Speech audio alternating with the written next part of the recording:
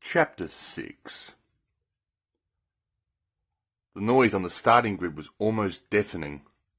The roar of 15 road bike engines, tortured to the point of bursting, finally reached fever pitch as the starter finally waved his flag to signal that the first road rash of the season had begun. Then, in an instant, we blazed off along the tarmac. The crowd cheered and waved off the first race of a brand new season. Tensions had been tight before the race had started. None of the riders had spoken much, each preoccupied with his own thoughts. Or hers. How could I forget? But now we were off. In a blur of colours, noise and smoke, the race had truly begun. Practically the sole human contact I'd had prior to the start had been from Natasha. She slinked over to where Slater and I were watching the crowds gather. She looked even more mouth-watering gorgeous than I'd remembered. "Easy there, boy," whispered a teasing Slater. He gripped my arm as she approached. "I hear you're the new boy.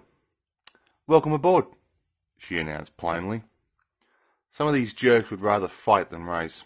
Watch yourself out there." And then, with a flash of smile, she was walking off again. I couldn't believe it. I hadn't said a word.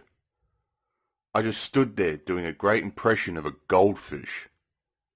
Oh, could I really have goofed up any worse? I mean, really? I'd look like a suffocating trout. And let's face it, in a world full of eager, eligible bachelors, a girl like Natasha wasn't going to make a beeline for the bloke with the interesting repertoire of humorous animal impressions now, was she? Desperately, I tried to concentrate on the race ahead. I looked around, trying to mate like a sponge and soak up some of the atmosphere. It hadn't been what I expected at all. All the hustle and bustle had taken place at the hastily erected start line and at the finish in the village. The camp had been surprisingly sober in its preparations. I'd been told that word had gone round to all the local biker clubs that the Rashes were back in town, but it seemed like every single inhabitant of the local area, along with friends and family, had turned up to watch. The place was like some bizarre street carnival. The racegoers allowed to enjoy their day out, the real money men behind the event having done their wheeler-dealer business weeks before. Each sponsor basically hired a rasher for the season. If the rasher won a race, then so did the sponsor, in the series of bets and trade-offs that accompanied this illegal sport. That's if he won, or she. Hey, don't think I was preoccupied with women or anything. I'm pro. I kept my mind on the racing, and the racing only. And pigs do fly. Everyone was scared. This was illegal racing, right? There were no official doctors, no watchful course supervision, and no ambulances. It was all-out war, and everyone knew it. There was a real danger of doing yourself some damage out there. Back on the track, I was doing my best just to keep up with the pack. The noise grew so intense that you felt your eardrums would burst, as the smell of burnt rubber mingled with the heavy clouds of exhaust smoke. But in just a few heart-pounding seconds, we'd left the thunderous start way behind. The fresh air rushed into my face, and immediately the group started to spread out. I settled down into a racing tuck and kept the throttle twisted to maximum. My bike entered the race pretty much in the same condition as I'd arrived at Sierra Nevada the previous day. Slater and I had tinkered with the engine, but there was little to be done. I'd kept the bike running as smooth as silk on my own, and yesterday's attempt to achieve nuclear fusion between $4,000 worth of motorbike and a cow had done practically no damage at all. To my bike, that is. I can't speak for the cow's feelings on the matter. But there was one big difference. Overnight, the Rash mechanics had installed a small race computer on my handlebars. As the pine trees raced past at what was already approaching an adrenaline pumping 120 miles per hour, I marveled at what a miraculous piece of engineering this race computer was. This was what separated the road rashers from the boys. This is why we earned megabucks, and the hotshot boy racers in the city ended up in jail. I guess we were just professional about it. The little self-contained unit incorporated a radio transmitter which kept control fully updated on my current position along the 4.7-mile course. When this data was compared with that from the other bikes, they could tell who was in what position.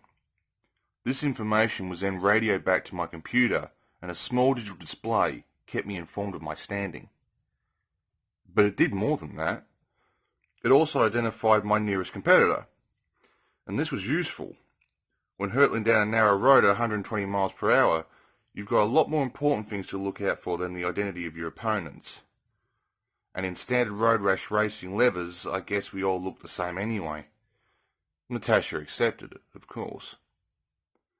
I quickly put such distracting thoughts out of my head, and I spared a quick glance down to see that everything was working properly.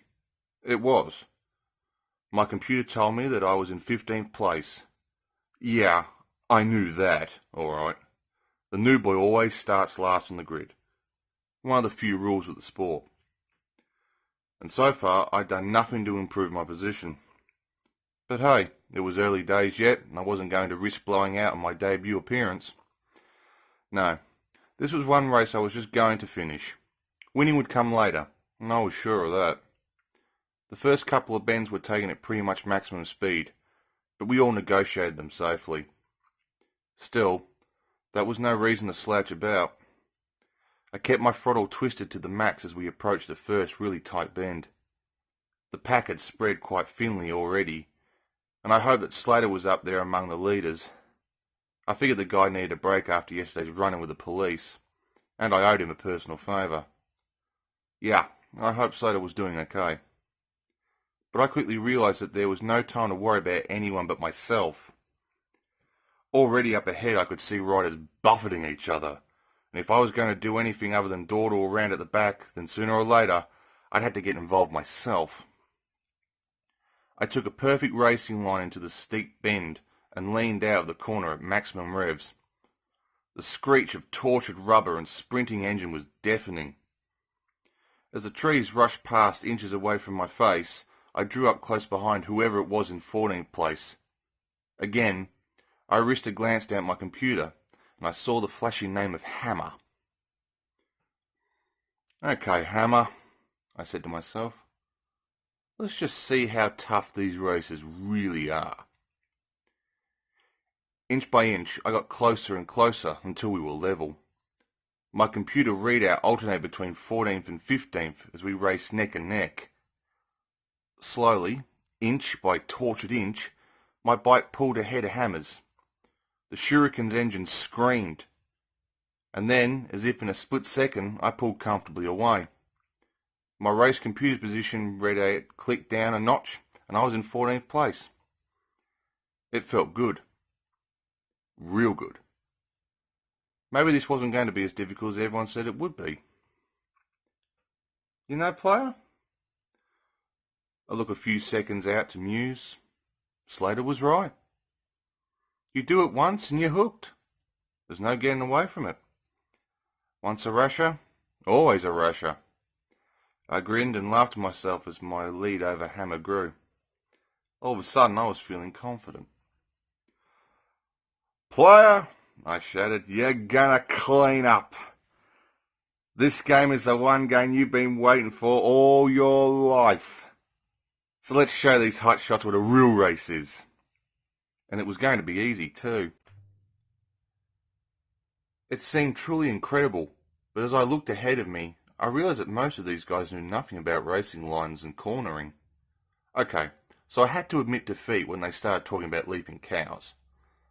Slater maintained that it was a regular occurrence, and I had to believe him. I don't know, it's hard to explain, but when you meet the guy, it's too easy to figure that leaping a cow is just sort of the thing he does every weekday afternoon.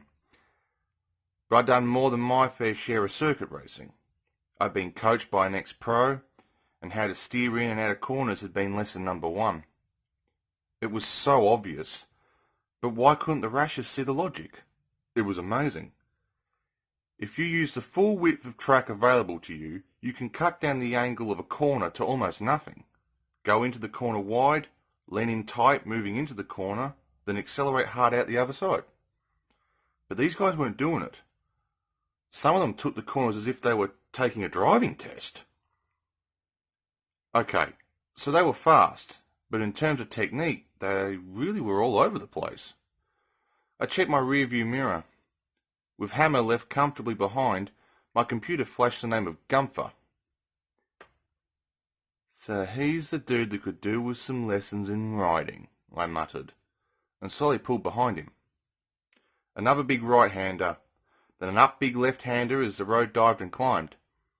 Then all of a sudden, I saw my chance. The steady growling of our 2 engines melted into one as I approached from behind.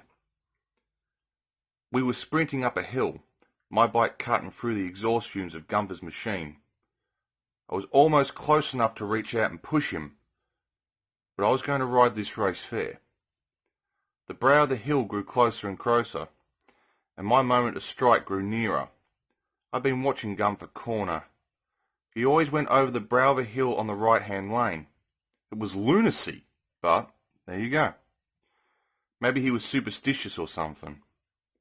Each man to his own, I guess. In the distance, I'd seen that over the hill there was a giant right-hand turn.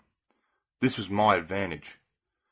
If I took the left-hand lane, the correct racing lane, I could take the corner at full tilt and then swoop back across the road to overtake. Simple, basic, schoolboy stuff. Only 1 mile into my first ever road rash, I was going to make my mark. My heart pounded in my chest as we raced past the pine trees on the side of the road. As we reached the top, I swung hard out to the left in preparation for the big corner up ahead. I laughed as I saw Gunther steadfastly sticking to the right. We thundered over the brow of the hill, and as we passed the top, I glanced across at my adversary. In less than a second, I would be ahead. Grinning, I waved to my opponent and returned my gaze to the road ahead. I thought I was going to die. I made a scream, but no sound came out. Coming straight towards me was a car, less than 20 yards away. At my 120 miles per hour and his 80 miles per hour, that was a clear head-on collision velocity of 200 big ones. With reactions fast as I ever knew was possible, I hammered on the anchors and desperately lunged for the side of the road. I missed the car by inches. I felt the rushing air buffet my careering bike as it ploughed still further off the road and into the dirt. I lost control. There was nothing I could do as to gather my bike, and I skidded straight into a tree. Whoosh! Wallop! Crack! I stopped. Very quickly. You know, it's true what they say. A Diablo 1000 may well be able to take you from 0 to 60 in under 4 seconds. But a finely tuned, race-prepared tree trunk can take you from 200 miles to 0 in no time at all. For the second time in 2 days, I felt myself chewing bark. Tree trunk, 2. Player, 0. I couldn't believe how stupid I'd been. This wasn't a racetrack. This was the open road. There were other road users. Player, you are one dumb sucker. I cursed myself. Feeling just as if I had stars spinning round my head once more, I painfully jogged back to my bike. I was furious. I was way down the field, in a glorious 15th place again. My first ever road rash, and I had made my mark all right. On yet another tree. Not what I'd had in mind at all. I quickly ran back to my bike. Luckily, I didn't have too far to run. Got on, and angrily kicked it back into life. I was not going to finish my first ever race in last place. I had 4.3 miles of the race left to run. I scraped the mud, grass, and dubious natural substances off of my visor, accelerated hard and wheelied, to the painful accompaniment of screeching rubber, back along the road. Gritting my teeth, I started chasing the miniature figures of the other racers way ahead of me.